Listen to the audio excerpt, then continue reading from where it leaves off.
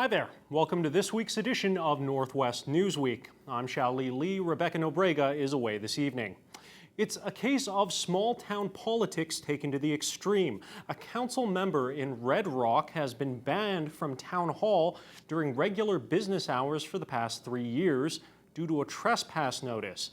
But he's still able to attend council meetings, and the rift caused some heated moments at this week's session. Adam Riley reports. Can you understand it? I know you can read it. Does anybody here understand it? For almost 3 years, Red Rock councillor Lewis Martin has been barred from the municipal building after being served with a notice of trespass. It stems from a pair of incidents in September of 2014 where Martin, then a candidate for council, was accused of harassing the deputy clerk during the filing of his nomination papers. Documents show Martin insinuated the deputy clerk might intentionally make a mistake, preventing him from being elected. After those incidents, Red Rock CAO Cal Pristansky asked Martin to take part in an anti-harassment training, which he allegedly refused. That left me in the position of having to protect my employee. And basically she felt strongly about this, and I had to switch from the anti-harassment policy to the Occupational Health and Safety Act. That specifically spells out my duties as an employer to do everything reasonable to protect an employee. Initially, the trespass notice was only for the municipal office, but was extended to the attached library and the rest of the facility. Early last year, Councillor Martin filed a complaint to the Ontario Ombudsman, claiming the notice of trespass was excessive. Martin says there was no recourse for an individual who had a complaint against their municipality until last spring. So I made a report early in January, whatever it is, and around November of last year, I was told by the Ombudsman that they would be conducting a formal investigation because the Ombudsman service, they try to get it done without kind of a handshake deal. You get a handshake, everybody's happy, go home. But that didn't happen in this case. It's a situation that has created high tension for the 5-member council, and that tension bubbled over Monday night when the final report, which has a list of 11 recommendations, including for the immediate lifting of the notice of trespass, was discussed. I want to know if, at the very least, are you willing to apologize to her for that? Because obviously she didn't do the things you accused her of. You got elected. It's gone on way too long, and I'm embarrassed, frankly. And you should be too, because you're just as involved in it as we are. At this time, Martin refuses to apologize. Mayor Gary Nelson says matters could get even more complicated this fall as Pristansky is set to retire and the deputy clerk will be taking his place. I don't really know what's going to happen there, whether he'll be allowed at the meeting and address all his questions to me and nothing to Nancy. We'll just have to wait and see. It's a simple apology. Anybody can do that. You walk in and say, I'm sorry for what happened. It won't happen again. And maybe that's all it's going to take to stop this. Adam Riley, TBT News. Well, plans have been slightly delayed, but things are moving forward for New Gold's Rainy River project. The billion-dollar gold mine is located 65 kilometers west of Fort Frances near the township of Emo. The mine was originally scheduled to be open this July, but that's been pushed back to November as contractors continue to complete the ore processing plant. The project will start with an open pit mine where ore is already being removed and stockpiled in anticipation of the processor coming online. But the delay hasn't put a damper on the community. Emo Deputy Mayor Michael Loney understands projects this big take time. It's understandable with big projects like this, you're going to get delays. And as far as the town goes, I don't think we're going to see any real impact because we do know in the future it is coming. It has had great economic benefits for the town. There's been a lot going on. As far as the delays, like I said, it's something that isn't really unexpected with big projects like this. So I think everyone understands that they're spending lots of money there, and it's going to go forward. The mine has created hundreds of jobs during the construction phase and will create hundreds more once operation begins. OPP in Uppsala are investigating a possible drowning. It happened Friday afternoon at Sparkling Lake when a man who was camping at Breeze Point Island entered the water to retrieve a boat that had floated away. According to the man's companion, he suddenly stopped swimming and went limp in the water. After 2 days, the companion eventually managed to flag down a passing boat in order to get assistance. A post-mortem is being conducted to determine the exact cause of death. The victim has been identified as a 57-year-old Wisconsin man. And the Commissioner of Ontario Provincial Police is taking issue with some of the comments made last week by First Nations leaders regarding recent drowning deaths in Thunder Bay. Last Wednesday, Treaty 3 Grand Chief Francis Kavanaugh claimed the OPP refused to perform an independent investigation into the 2015 death of 41-year-old Stacey DeBungy and called on the RCMP to step in. On Monday, OPP Commissioner Vince Hawkes issued a statement to clarify and correct the record. He says, in fact, the OPP recently completed a review of the investigation into DeBungy's death. He says they were requested to do so by Thunder Bay Police and have turned over their findings to the local force. Hawkes says the OPP have not received a request from City Police to investigate the recent deaths of Tammy Kiesh and Josiah Begg. He adds that as an organization, the OPP takes all homicides and disappearances very seriously, regardless of gender, ethnicity, or heritage. Meanwhile, the Ontario Provincial Police are also asking for the public's assistance in locating a man wanted on a Canada-wide warrant. 35-year-old Daniel Sanch is wanted on a number of sex-related charges. He's now facing additional charges after failing to remain at a court-ordered residence in Kenora, then missing a court date in Dryden. Sanch is described as a heavyset man, 5'11", with straight dark brown hair and hazel eyes. He also has numerous tattoos. OPP say they believe he is in Western Canada at this time. Anyone with information is asked to contact Ontario Provincial Police. Well, it's been around a year since an inquest jury delivered its recommendations in the aftermath of the deaths of 7 First Nations students in Thunder Bay. The city held a news conference earlier this week to provide an update as to the status of those recommendations. City staff have prepared a first report for council on Monday night and say they've rolled out or have plans to implement 27 of 31 recommendations. It's the lasting legacy of 7 First Nations teens who died in Thunder Bay between 2000 and 2011. A set of 145 recommendations for the city, police, First Nations groups, schools, and the provincial and federal governments on what could be done to improve safety for First Nations youth in Thunder Bay. But the message from city staff is that many recommendations directed at the city are already done or will get underway shortly. We will be recommending to Thunder Bay City Council that sufficient funding be included in the 2018 budget for consideration that would augment contributions from existing budgets and leverage funding from other orders of government. This will help to implement the actions that are outlined. A staff report says of the 31 inquest recommendations directed at the city, 27 have already been or will be implemented. A major recommendation was a safety audit of the city's waterways completed last month.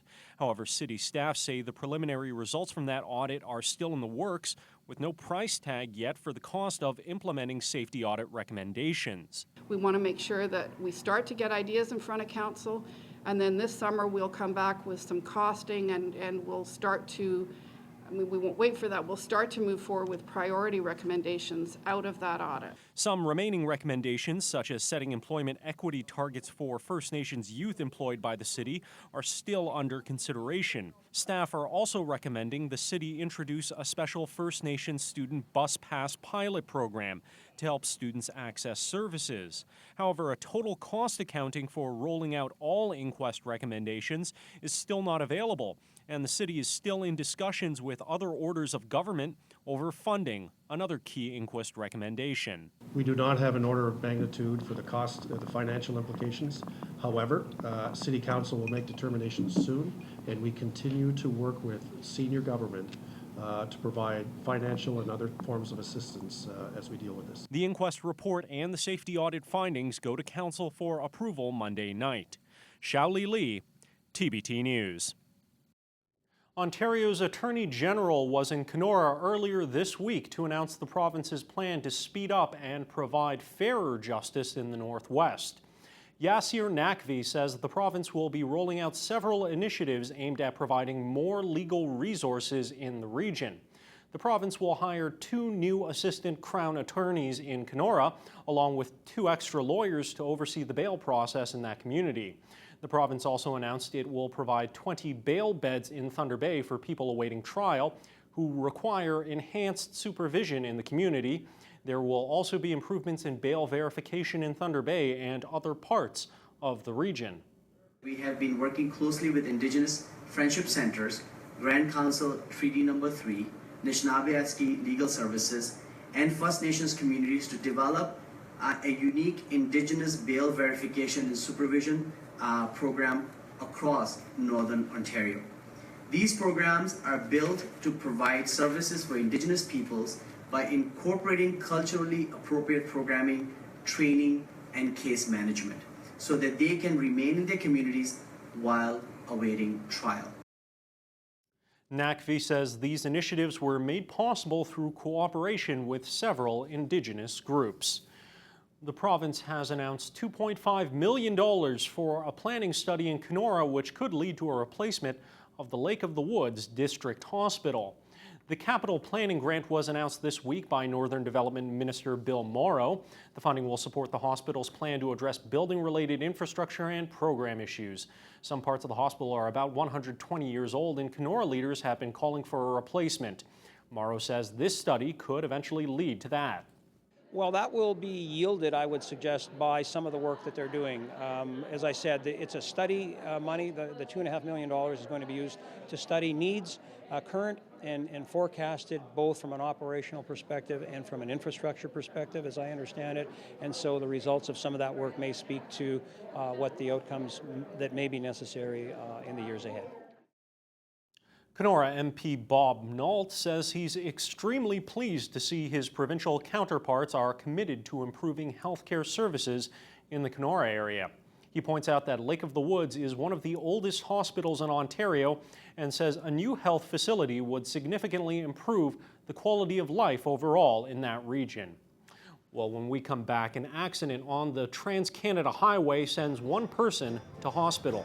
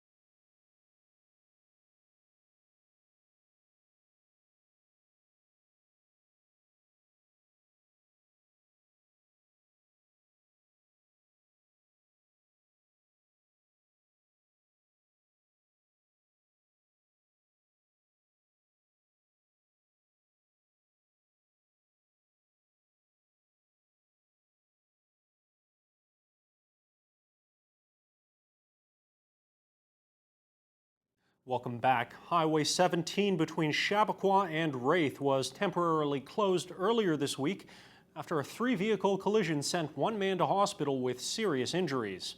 OPP say just after 11 o'clock Tuesday morning, a passenger vehicle lost control and collided with an oncoming transport truck and pickup truck. Emergency crews were on scene and the male driver of the passenger vehicle was taken to hospital with serious injuries. The back wheels on the rig appear to have been torn off the rest of the trailer. but OPP say the two occupants of the transport and the driver of the pickup were not injured. The highway was reopened about an hour and a half later to a single lane of traffic. Police continue to investigate.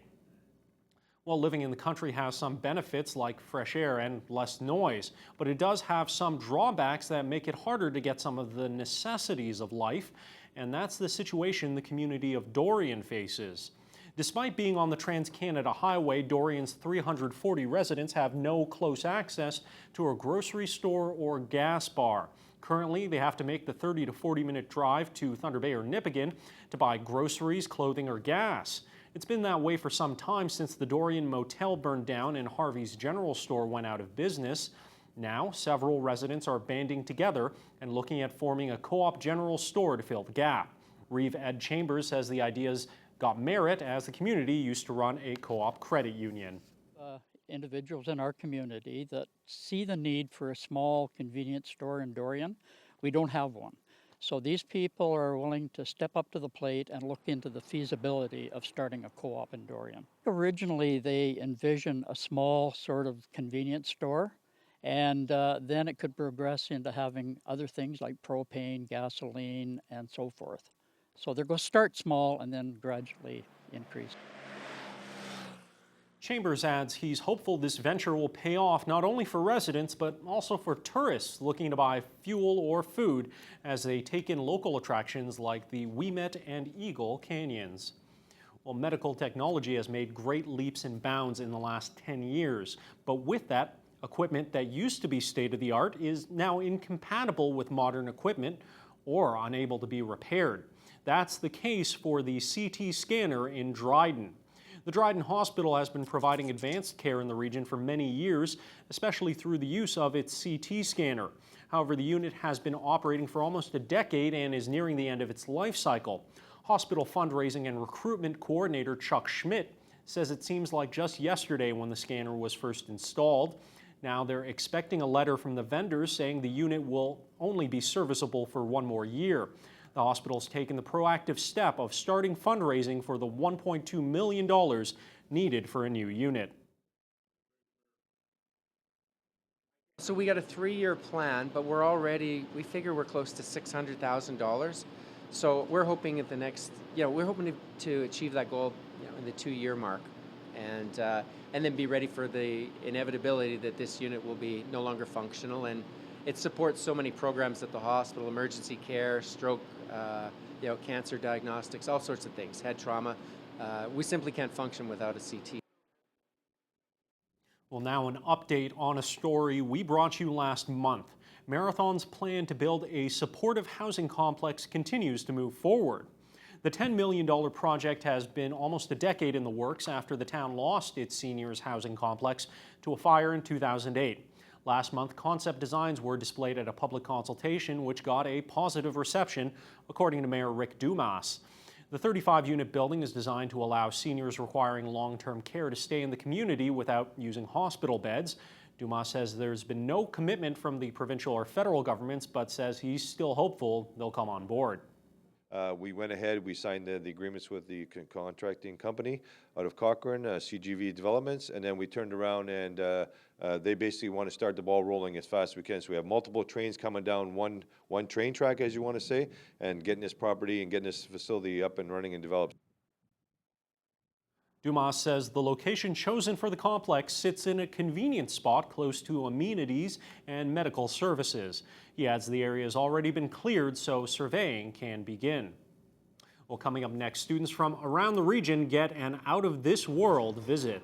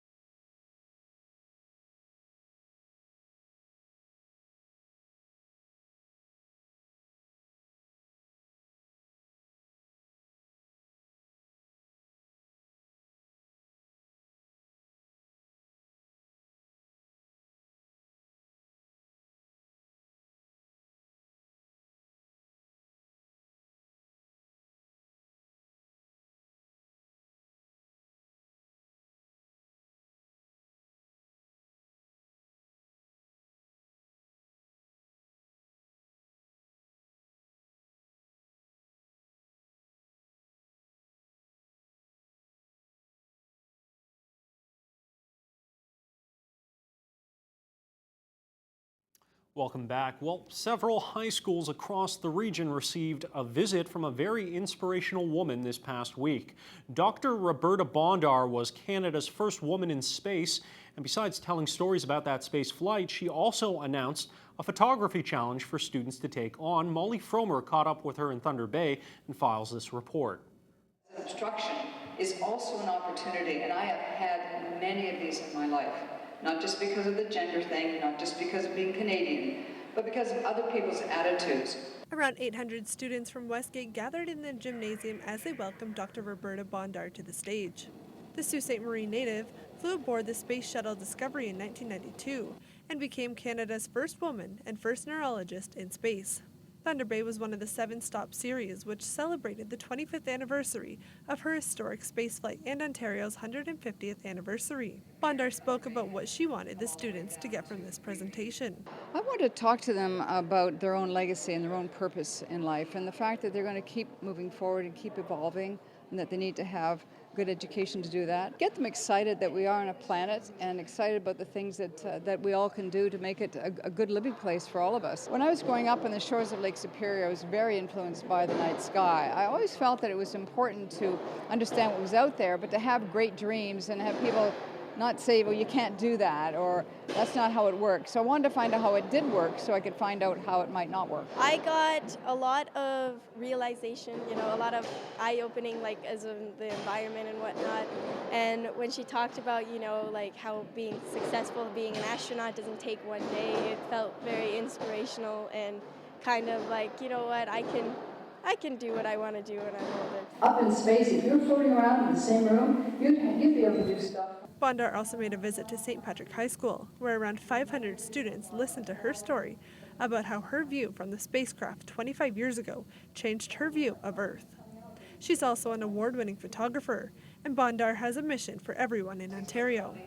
She's launched the Ontario 150 Bondar Challenge, which encourages students of all ages to express through a photograph what they admire within our world and their community. We're providing a camera loan program for groups such as some of the school classes, but for the whole community to be able to post on our website what they consider is important 150 years from now in the environment around Thunder Bay. Roberta Bondar was also in Kenora on Wednesday, making stops at Beaver Brae High School and Pope John Paul Catholic School. Molly Fromer, TPT News.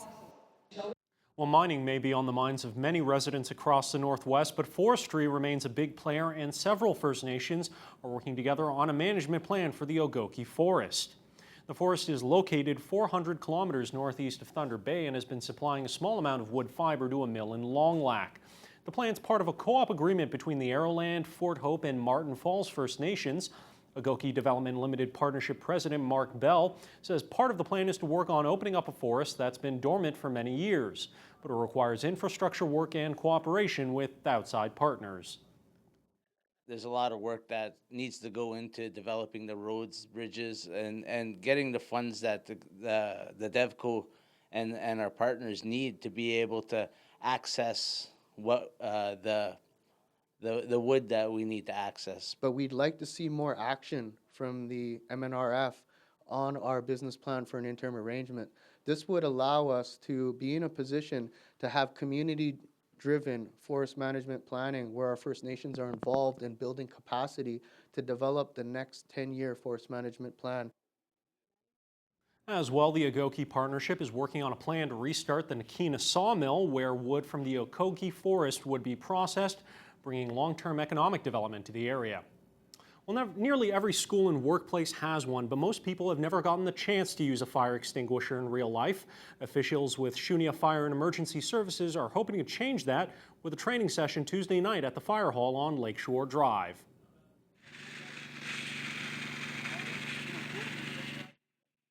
Around 30 people participated in the live fire training exercise, including one of our TV reporters. I myself got a few tips on how to put out a gasoline fire. The training session also included volunteer members of Shunia Fire and several OPP officers. Fire Chief Blair Arthur says they want people to learn how to use fire extinguishers in a real-life setting. His department does this training annually as a refresher for first responders and anyone from the public who's interested. Arthur says people should be aware that different extinguishers are used to fight different fires, such as chemical or wood fires, and it's important to know which is which. For instance, putting water on a grease fire in a kitchen, very dangerous. But if you put the right extinguisher on the fire, then the fire gets extinguished safely. It's important to understand what size of extinguisher they have at home, what types of fires that it can use, and when it's safe to put out a fire or not. If it's a small fire and you have a good exit or a safe exit, then sometimes it's acceptable to fight a small fire. Otherwise, it's fight or flight. Shunia fire officials add this type of training is open to members of the public, and he hopes more people take advantage of the opportunity next year. Well, that'll do it for this week's edition of Northwest Newsweek. Thanks for joining us, and we'll see you next time.